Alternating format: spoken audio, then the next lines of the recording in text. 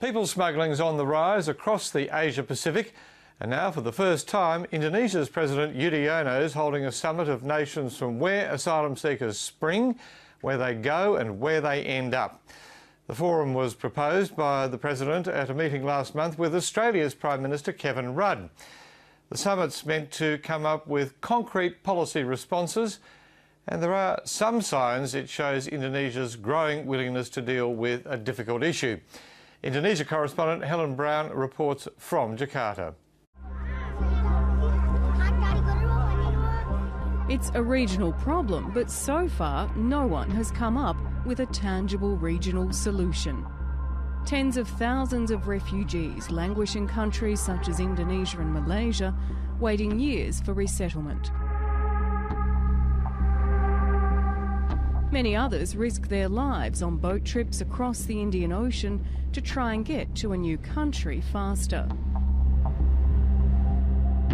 Meanwhile, the main destination point of Australia is doing everything it can to keep them out. But Indonesia's president is keen to make a difference. The solution is... In my opinion, once again the solution is cooperation that is effective, cooperation that is sincere.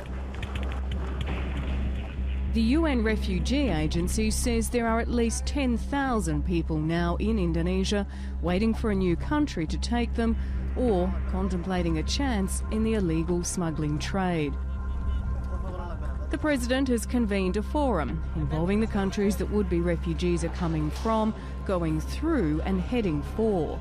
It is meant to end in some real policy outcomes and is at a time that Indonesia is faced with its own problems of more people coming in and possibly finding it harder to leave.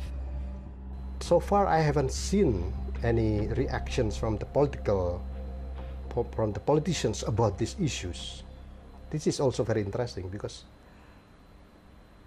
they didn't see this as an issue yet.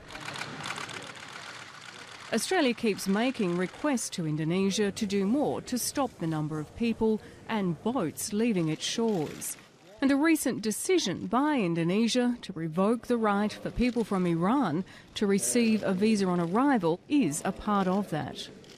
This problem of people smuggling is a problem for our entire region. Therefore, the President's initiative is for all of us to work now together. The movement of asylum seekers and refugees is a huge political issue in Australia, and it's a political narrative that Indonesia finds itself dragged into.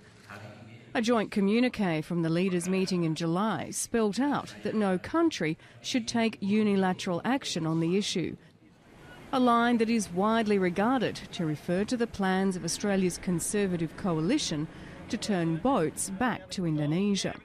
But other recent Australian measures could also cause problems. I paid money to go to Australia by boat, and the government of Australia said that we send the people who arrive by boat, we send them PNG camps. And I gave my money back. And I know some person, my friend, also give their money back.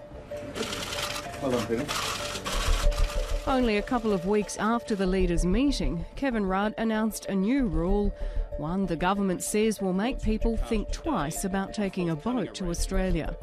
It struck a $1 billion deal with Papua New Guinea to settle people there instead. And initially, the move has made some asylum seekers pause and consider staying in Indonesia longer. The full effect won't be known for some time, and people still talk of taking a boat to Australia. But if there is a build-up of refugee numbers in Indonesia, Australia's policy may not go down so well.